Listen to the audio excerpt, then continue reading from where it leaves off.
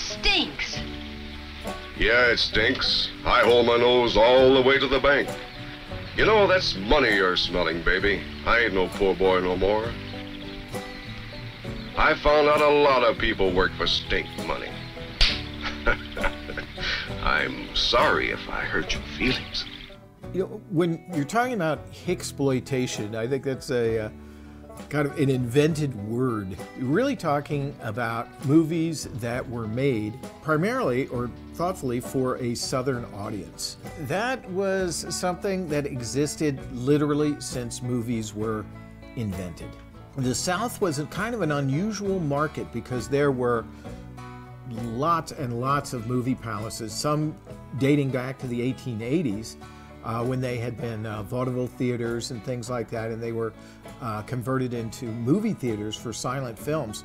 It was at a time when the South was, we were not that far from the Civil War, and so movie theaters and things like that were located in major cities, and as you went out away from, say, Birmingham, Alabama, or Louisville, Kentucky, or places like that where they had these beautiful movie theaters, the hinterlands did not. And the small towns would have small theaters, but they were not part of theater chains from the major studios. So even in the early silent era, independent productions that were kind of designed around the Southern audience existed.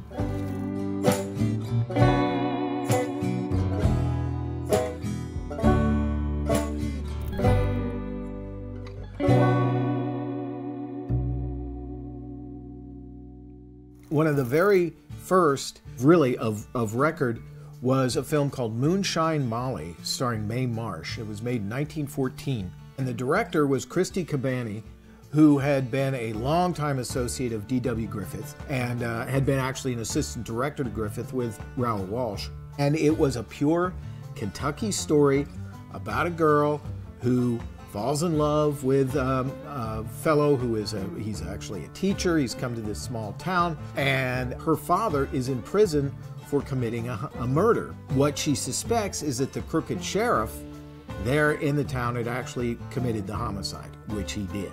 The sheriff is in love with her, and to get rid of this new competition, this handsome young guy, played by Wallace Reed, he turns him over to these feral hillbillies, telling them that he's a revenue agent. And in fact, he was not. He was a Pinkerton who was sent there to go undercover and catch the crooked sheriff. And Dad gets released, and Mae Marsh and Wallace Reed end up married at the end. But that setting and the whole thing of illegal liquor, and it was Kentucky, and if you step outside of a certain boundary in a township or whatever, you might as well be in the jungles of South America, because everybody in the woods is crazy, and they're, there with their beards and their rifles and all of that stuff. And that was a cliched image that Hollywood, they looked at the reality and then expanded it and expanded it and expanded it. But it was something that stuck with audiences as to what life below the Mason-Dixon line really was about. One of the greatest silent films of all time kind of went counter to that, and that was Tolerable David, directed by Henry King. King's really huge success came later when he was a director at 20th Century Fox with The Song of Bernadette and a brilliant Western, The Gunfighter. Of course, he also directed Jesse James with Tyrone Power and Henry Fonda. But Tolerable David was considered one of the absolute finest silent films ever made. It's a beautiful movie, but it is about life in the West Virginia mountains. And Richard Barthelmess is this young guy who is basically trying to prove himself to his neighbors and what would be considered this kind of West Virginia community who were dismissive of him. And he becomes a hero. And it's a wonderful movie. It was actually John Ford's, that and another film called The Honor System were his two favorite silent movies. Again, we were looking at this perception of what life was in these areas of the United States. Famous comedians from that period, generally those, whether it was Mack Sennett or Hal Roach or whoever it was, the background for many of those shorts and the most famous, whether it was Charlie Chaplin or Buster Keaton or Harold Lloyd or whatever. It was the city.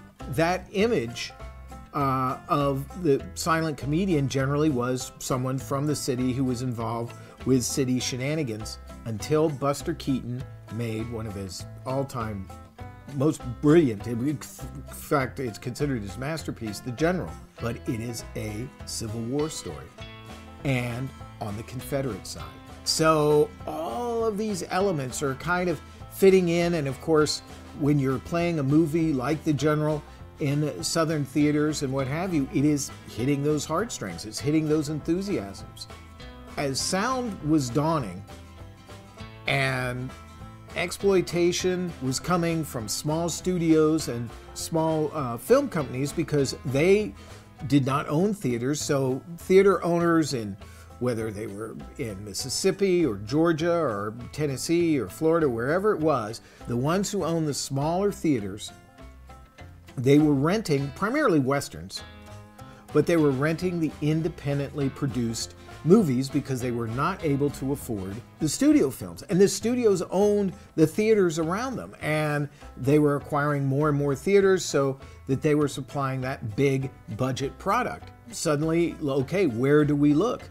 Well, they were going to look at the smaller companies that were producing movies, and as sound came in, that just kind of exploded. And in fact, that also ushered in the small producers who were looking for things that were quote-unquote adults only and very seamy and had huge exploitation elements, particularly in the area of let's get an older man and a younger woman together, which seemed to be the great cliche image of the South, was the child bride and the older drunken husband that she marries, and then suddenly the door opens for all sorts of taboo subjects to be explored in these early sound films.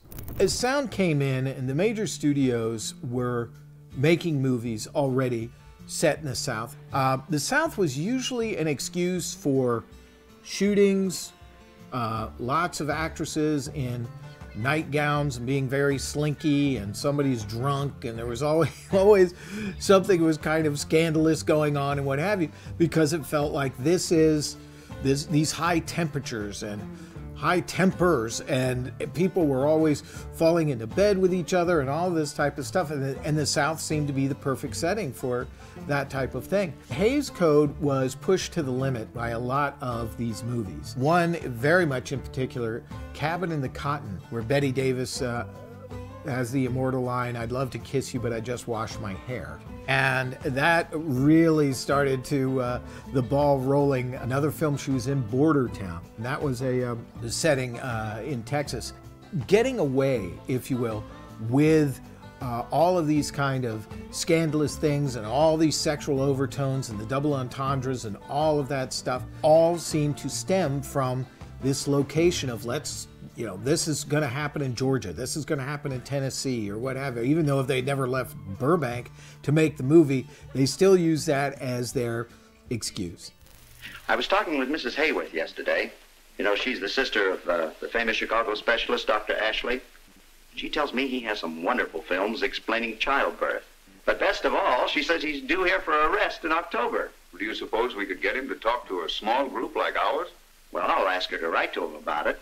You never know till you try. Now, on the exploitation front, and let's hit the actual audience that these movies are being made about, but let's give them something to watch themselves. Kroger Babb was an exploitation exhibitor and film producer who kind of dominated the South in the 1930s. He believed in advertising could do absolutely anything. And he had made a fortune in these small towns in all of the southern states with a film called Mom and Dad. It was directed by William Bodine, who had had a wild up and down career directing everybody from Mary Pickford and W.C. Fields all the way into the 60s, where he directed episodes of The Green Hornet with Bruce Lee. This exploitation film was considered quote-unquote adults only, because they had spliced footage of an actual baby being born onto the end of the film. So Kroger Bab go into a small town in the South with mom and dad and claim it was educational, which is how they got around censorship rules and things like that. And they would show that movie, and they would hand out birth control pamphlets and things like that. Now, on the other side of still the exploitation, he had a film called The Prince of Peace, which was about an evangelical preacher. And there they would be showing that on the other side of town, and they would be handing out Bibles and tracts about the religious services shown in the movie, until he would get run out of town by whoever, whatever sheriff was there. You hit me again, Ira! I'll kill you! Kill you!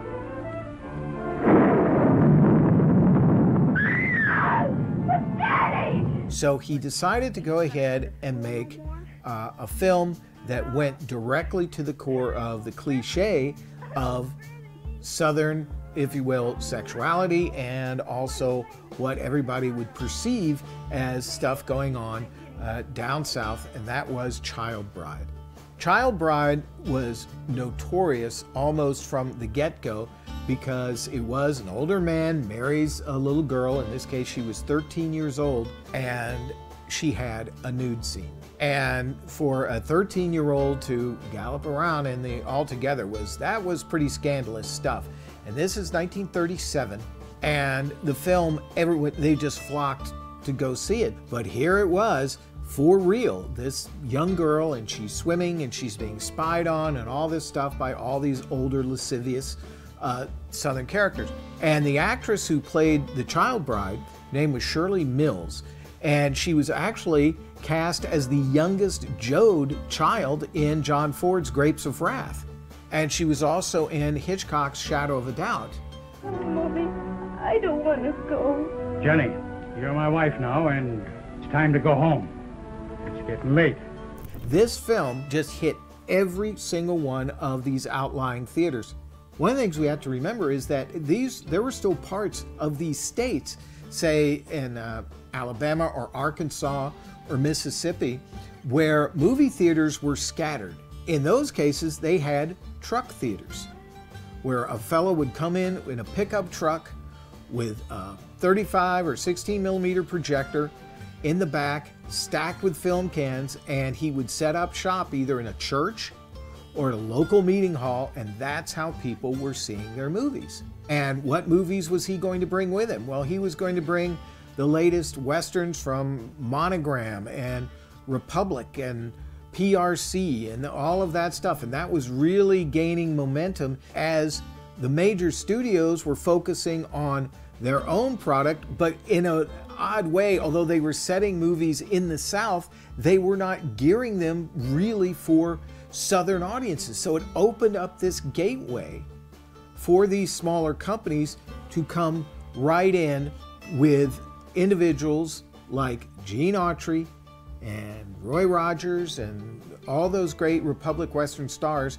to become bigger stars to an audience that if they didn't have access to the movies, they did have access to radio.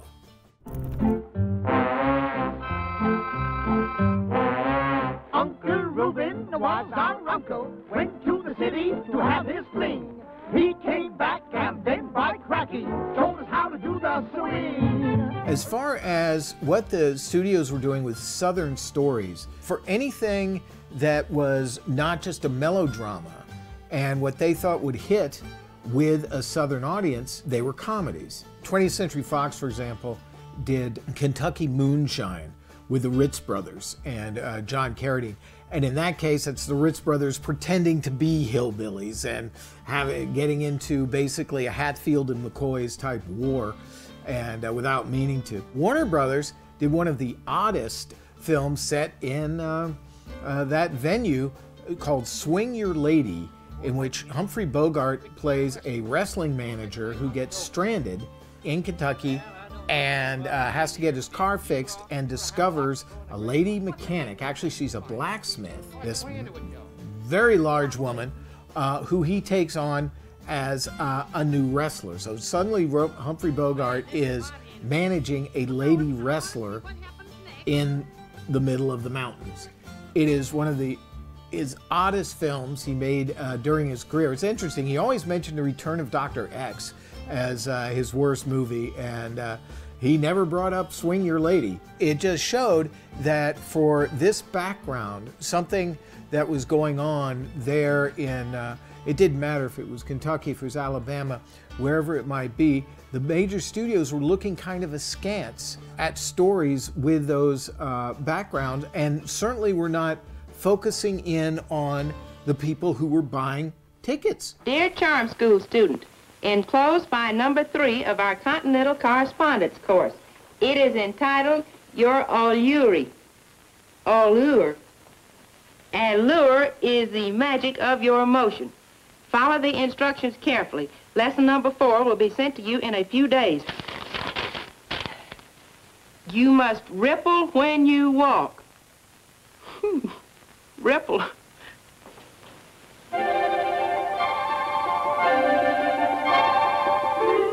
Republic, I think, really became one of the major purveyors of movies that struck those audiences well. And one of the biggest stars that Republic had was Judy Canova. Now, Judy Canova had already been a hit on Broadway, and she was known as the Ozark Nightingale. She actually had an act with her brothers called the Three Georgia Crackers.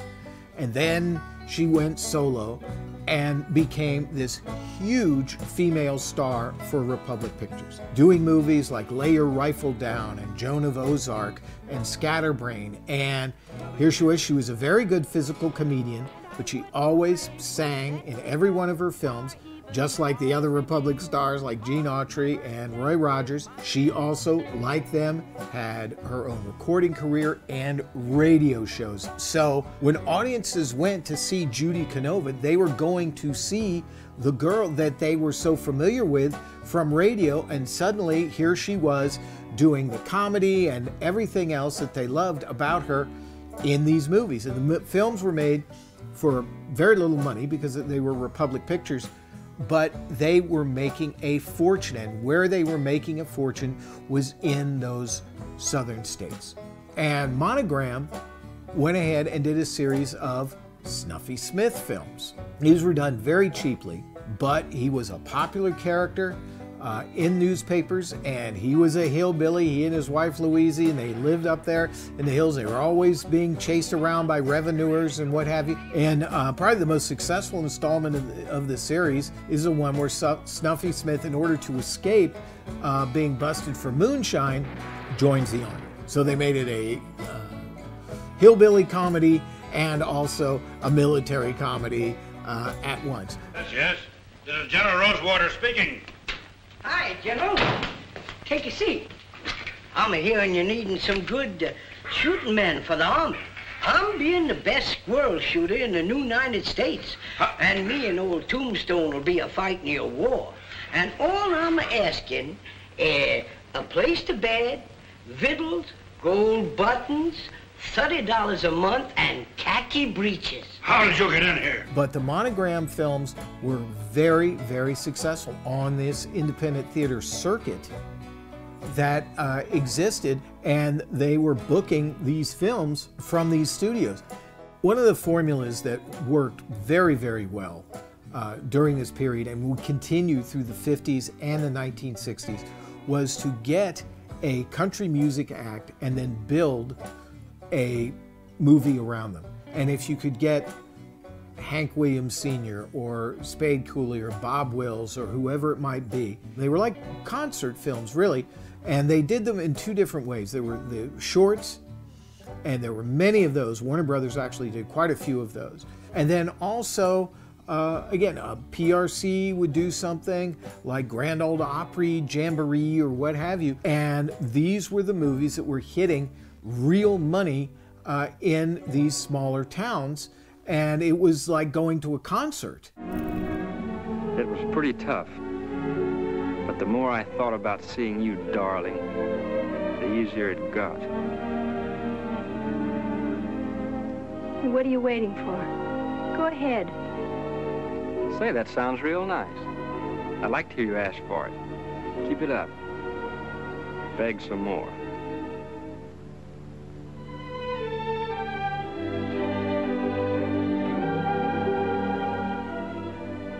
What would you like me to say? Well, you might say please very sweetly.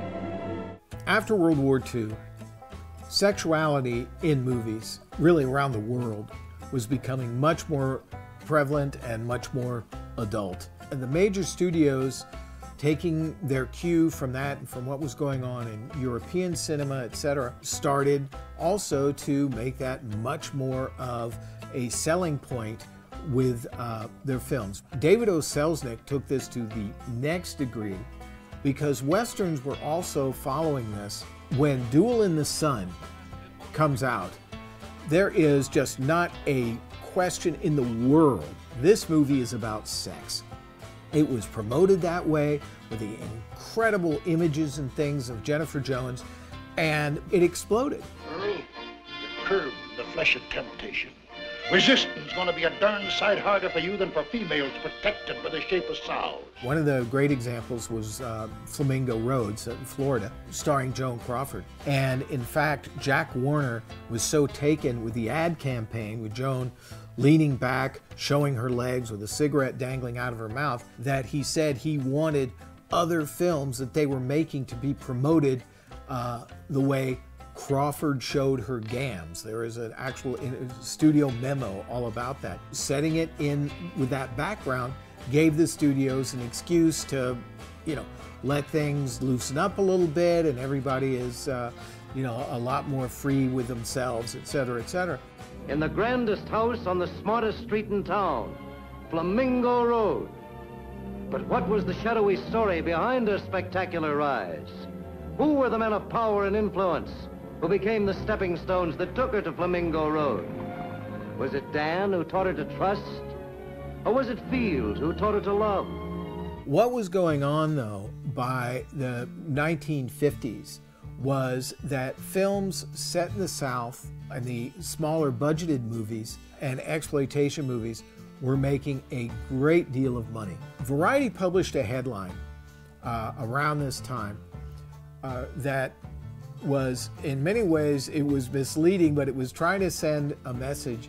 It said, sticks, nicks, hick, picks. And that was halfway true and the other not. They felt that the, if you will, corn pone comedies and things like that had run their course, but what they weren't looking towards was the fact that you had exploitation movies that were coming up very, very fast, that were more explicit than anything the major studios were doing, while the major studios kept turning around and going, oh, if it's set in the South, then we can kind of step around censorship and what have you. Now, of course, on Broadway, the South as a setting for all types of sensual material was, of course, exploding because of Tennessee Williams. Streetcar Named Desire had set theatrical history. Elia Kazan made a movie that would kind of be like what we could say is the ultimate child bride film, and that was Baby Doll, starring Eli Wallach and Carol Baker. And this idea of an older man who marries a child but can't touch her until she passes a certain birthday, and it just frustrates him like crazy and leads to all sorts of problems.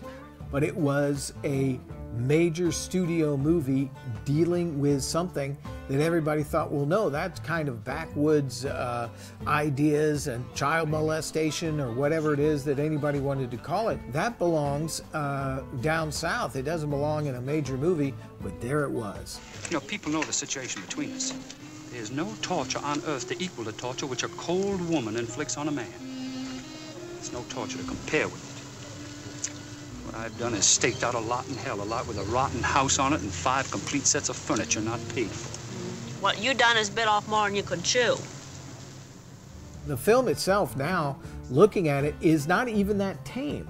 That's very often the case when you look at something that's supposed to be so scandalous at the time it was made, but then you put it in some sort of perspective now, and it's like, wow, boy, they really got away with an awful lot. And that was absolutely true of Baby Doll. Richard Brooks, who would push the envelope himself when he would make Elmer Gantry with Burt Lancaster and Shirley Jones as the young prostitute in love with him, of course, all set in the South. But Cat on a Hot Tin Roof, he had to obey certain censorship rules because Maggie's husband is he or is he not gay? Of course, in the play, very much so. In the movie with Paul Newman, oh yeah, they kind of address it sideways. But there's Elizabeth Taylor lounging around saying, please go to bed with me. This was, again, it was like, oh my gosh, it's so adult. It is so a part of Southern culture. That was the message that was being sent by these movies, and people were picking up on it. I'm gonna tell you about God's little acre. Very well, very well. I'm gonna tell you about God's little acre. Very well, very well. Oh, the men, they worked and they prayed to their maker. Very well, very well. In a crop of gold they would be partaker. Very well, very well. The doors are being blown off as far as censorship and anyway, holding back anything as far as suggestion and what have you, particularly, again, in movies with this background and this setting. One of the great examples is Anthony Mann's version of Erskine Caldwell's God's Little Acre. The presentation of Tina Louise in that movie is just astonishing, especially for the time. And again, these are hillbillies in there, rolling around with their own cousins and all of that type of stuff. And it was right there in a major film from a major director. Hollywood was kind of doing it two different ways. They're looking down their nose at the audience, yet making movies with characters that are very similar, they think, to the people who are buying the tickets in these states. When you went to B films, Mamie Van Doren, for example, did a number of movies. In fact, one in which she's sentenced to pick cotton.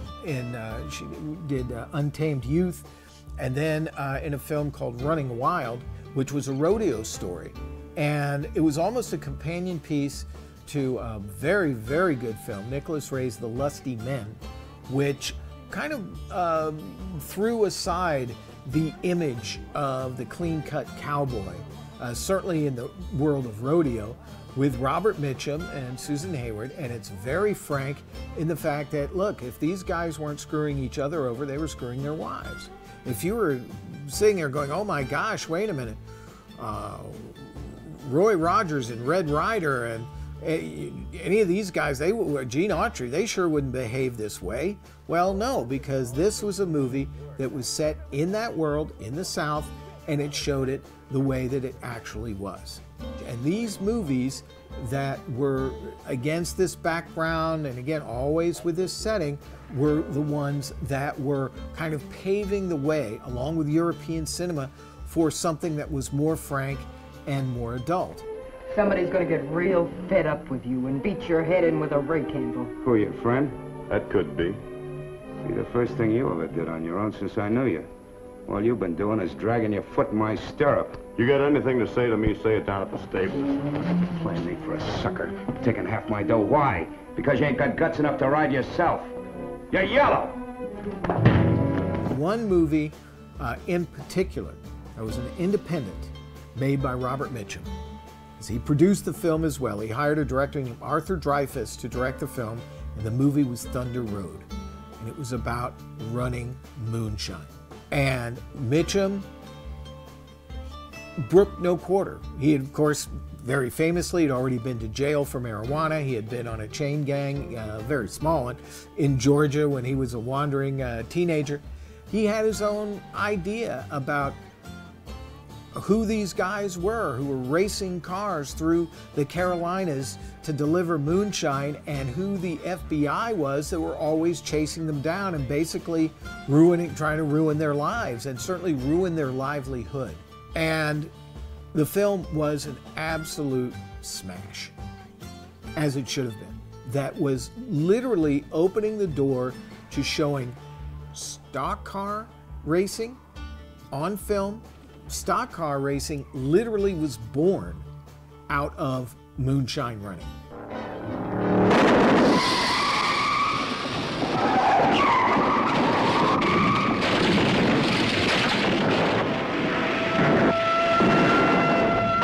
Plugging itself into automobile enthusiasm and racing enthusiasm and all of that, which was such a part of makeup of the audience in the South and would soon become a part of makeup of audiences worldwide, also opened, if you will, the road to later on to the Dukes of Hazzard as a television series. So you can actually trace the Dukes of Hazzard back to this Robert Mitchum film, because then suddenly it was like, wait a minute, this is relatable.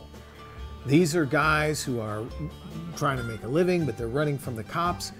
And this has also become a very important sport in the Carolinas and in Virginia, because that wasn't Formula One. That was not Le Mans. This was guys with their own cars in their own garages going out and racing. And that was endemic to the southern states. Nobody beats a federal murder rap. They'll stalk those ridges until there isn't a still left in Kentucky or Tennessee. You think it's that easy, huh? Now, how rough do you want it? Horror movies also went in this direction, quite a number of them. The Alligator People, which is set in the swamps of Louisiana and has the wonderful Lon Chaney as the Cajun with the hook. I'll get you, alligator man, and he tries to attack Beverly Garland, and he's just going nuts while the mad scientist played by George McCready is turning people into actual alligators. Inside this strange, forbidding plantation, on the edge of the death-laden bayous, there is a horror beyond belief. A scientist turns his cobalt rays on the revolting, scaly monarchs of the swamps to transform men into hideous, living gargoyles, whose faces must be forever hidden from human sight. No less wild, but very much a part of the older man married to a younger gal, and they're living back in the swamps and having all kinds of problems. The attack of the giant leeches. And Bruno Vasoda is the big, fat, sloppy husband, and he's married to Yvette Vickers. Of course, she's a young sex bomb. He's always jealous of anybody who's paying his wife any attention. So, of course, if something like that happens, he marches him out into the middle of the swamp and either shoots him or lets him drown out there. Now they're all being attacked by the giant leeches. But that setting, that background, became just this perfect area for a horror picture. And horror films with ranch backgrounds, with set on farms, on kind of, if you will, the hinterlands, whether it was, say, Jacques Marquette's Teenage Monster or the Universal production, The Thing That Couldn't Die. There was always now going to be, if you will, a hint of the South in these films, the people and the characters and where they were and what they represented, whether you were a struggling farmer or you were doing something illegal or what have you. This was where all of these movies, they were kind of starting to filter into that area to films made in Texas that also reflected that. The Giant Gila Monster and the Killer Shrews, both of which very Southern in their background. They were both made in Texas and about locals fighting monsters. But this idea of being remote, being separated from a big city, was perfect for these stories set in the South. And these characters, who are kind of ne'er-do-wells, are getting in trouble with monsters. It is in these lonely areas of impenetrable forest and dark shadows that the Gila monster still lives. Li'l Abner came roaring back right out of the comics onto Broadway as a musical that was incredibly successful. So Paramount makes their own Li'l Abner movie, but the musical. And of course, to have the women represented the way Al Capp and his assistant Frank Frazetta drew them, suddenly you have the creation of the Super Short Shorts, Daisy Dukes, suddenly it was like, wow, this is, like the next best thing is going to, if you could find a strip club in the hinterlands, then this was the next best thing to it. It broke a number of rules, again, because it was a musical, but there the ladies were, and they were presented in full on and as true objects of desire from the Deep South.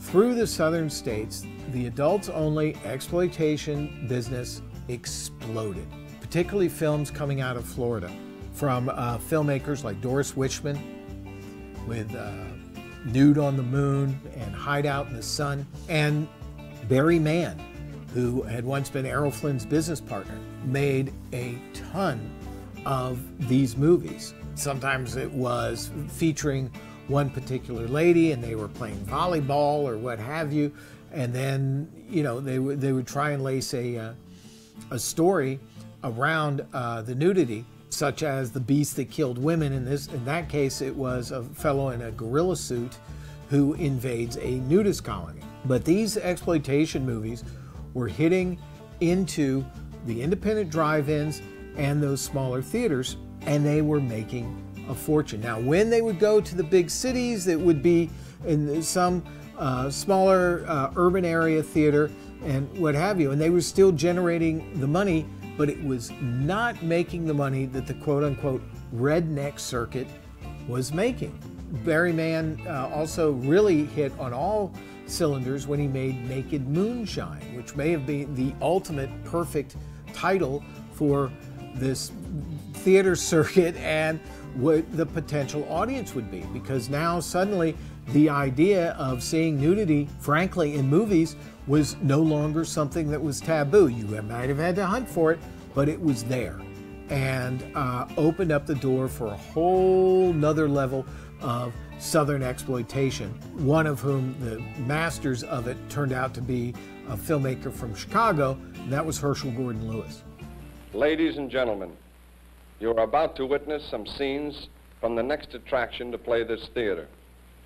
This picture, truly one of the most unusual ever filmed, contains scenes which under no circumstances should be viewed by anyone with a heart condition or anyone who is easily upset.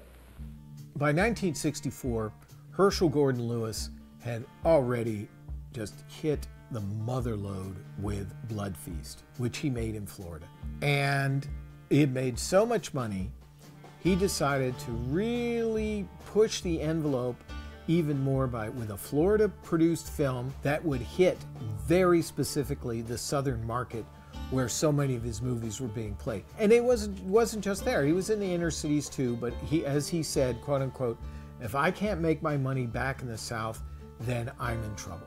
His answer to that was 2000 Maniacs, a film about a young couple from the north, of course, driving into a small town, not realizing that the town itself is essentially a haven for psychopaths that resurrects itself every 100 years or so, and they attack and devour and destroy anyone who comes in contact with them. Lewis was very enthusiastic about the movie and very proud of it, particularly one shot where he got the local fire department helping him do a wide shot of this town. The film was made in a town called St. Cloud, Florida, with a Confederate flag in the corner of the frame, overlooking this entire town of psychopaths.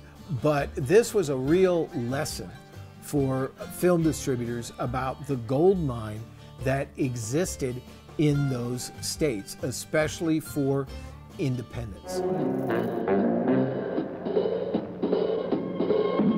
The kicks never stop for the racing set.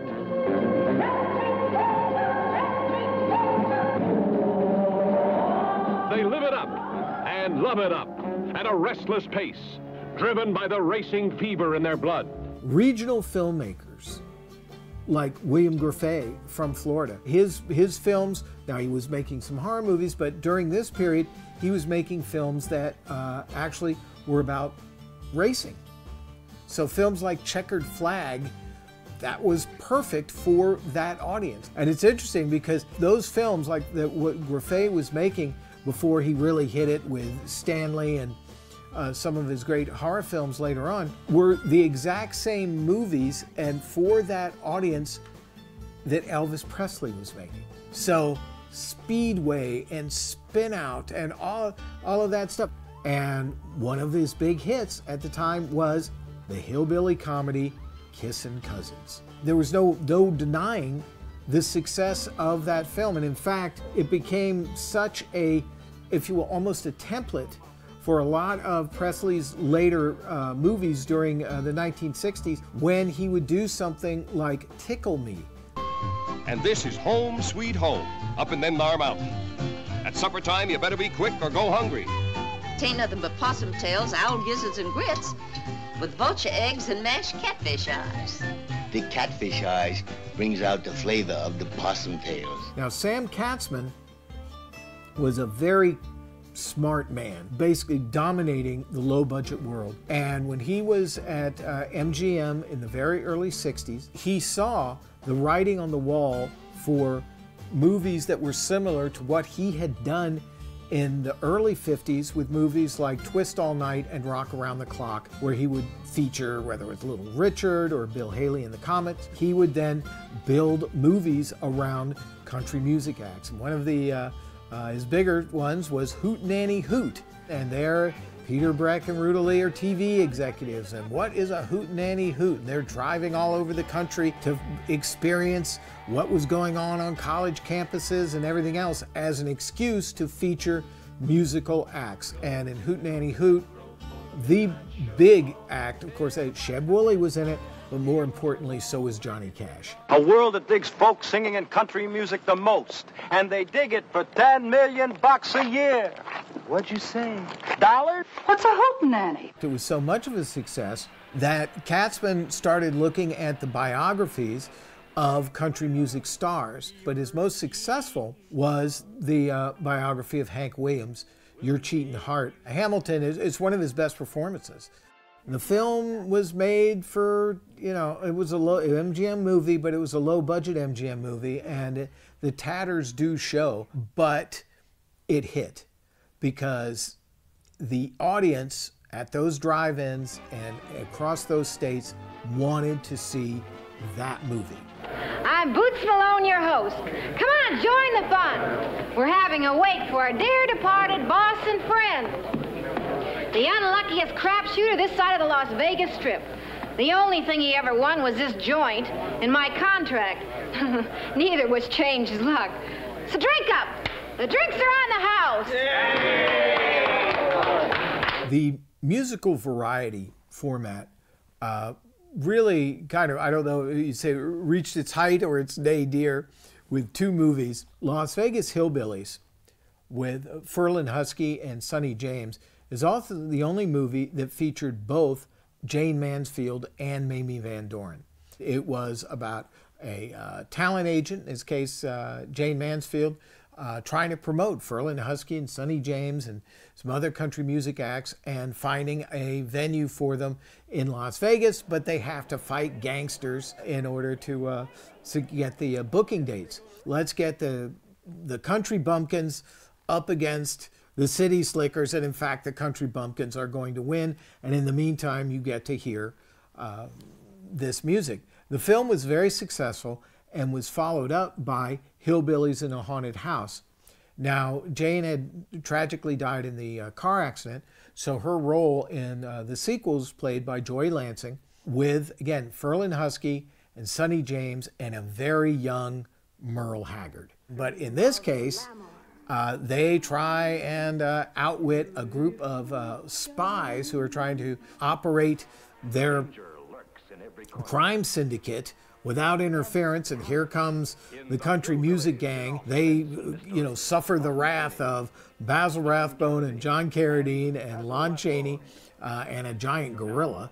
But it was another showcase for musical talent. That's what it was. It was like turning on the TV and watching a variety show. And again, for that marketplace, absolutely perfect. The glamorous Joy Lansing. Well, now on Monday I'm your darling, on Tuesday I'm your baby, but on Wednesday you don't... The Hillbillies in a Haunted House. In 1967, I would say, you don't want to call it the ultimate Hicksploitation movie because it won Academy Awards and was a wonderful film, but was, in a way, the true statement from the movie studios on what they assumed life in the South was about, and that was Bonnie and Clyde. That movie, with, of course, Foggy Mountain Breakdown played on the banjos, the heightened violence, the interplay and the sexual relationship between Warren Beatty and Faye Dunaway, and you know how that finally happened, and all of these things, plus these wonderful supporting with Estelle Parsons and Michael J. Pollard and Gene Hackman playing Southerners who were caught up in crime because they were enthusiastic about it and because they were poor. The film, set in the 30s, in this background with this music score and everything else, becomes an absolute Academy Award-winning smash, a smash, by the way, that Warner Brothers had very little faith in, hit a nerve with young people. And it was not just young people throughout the South, it was young people around the world. And they saw it as this great anti-establishment statement, and that they could latch on to. And of course, the violence was echoing in their minds what was going on in Vietnam. Where you going? Get away! Sonny! Go on! Honey! Please, honey, don't never leave me without saying nothing. Now, this is the exact same time that you have to look at what was going on in television culturally. Petticoat Junction, Green Acres, The Beverly Hillbillies, The Andy Griffith Show, Gomer Pyle, all shows either set in the South or with prominent Southern characters. And they were being embraced across the networks. And 1969, TV syndication broke all records with Hee Haw. And absolutely no one could have predicted, except those who knew on the inside of the country music scene, that this would literally take over the country. The rise of Dolly Parton and Merle Haggard, and then very soon Willie Nelson, and of course Johnny Cash just exploded, was something that was almost unprecedented, because it didn't just mean these acts were being embraced with record sales and TV specials and all the rest of it. It meant that their culture that they came from was also being embraced, so that by the 1970s, there would be a singular movie star, others would follow, but one movie star who would come to absolutely, completely personify the South, and how a Southern boy can go in and take control of absolutely everything around him, whether he's breaking the law or he's a detective or whatever it is, and that was Burt Reynolds. But all of this had happened before Burt. And so he was completely poised with movies like White Lightning and Gator, and of course Smokey and the Bandit, to take control of this cultural phenomenon that just kept growing and growing and growing throughout the 1970s. But you could actually say, look, there was Burt, but way back when, there was Child Bride and Moonshine Molly and Judy Canova and all of these other performers who were embraced and loved by a certain audience in a certain part of the country that became important to major studios as a source of revenue.